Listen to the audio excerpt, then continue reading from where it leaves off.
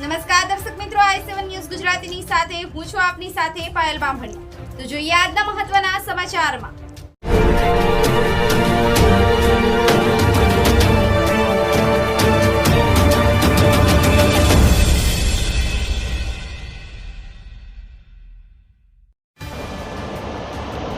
દાહોદમાં અતિ ભારે વરસાદને કારણે ધોધમાર વરસાદ પડતા રાજસ્થાન, મધ્યપ્રદેશ અને ગુજરાતની અનાસ નદી ગાંડીતુર બની સરહદી પુલ તૂટવાની શક્યતા વધી।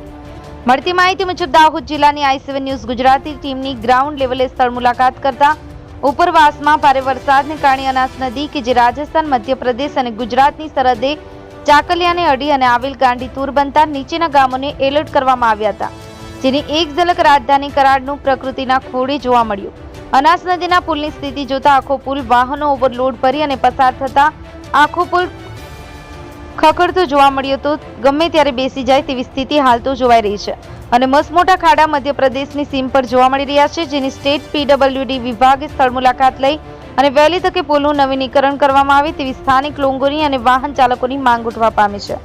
બ્યુરો ચીફ કાળુભાઈ ડામોર સાથે cameraman sensing Bariya, i7 news Gujarati, Dahod.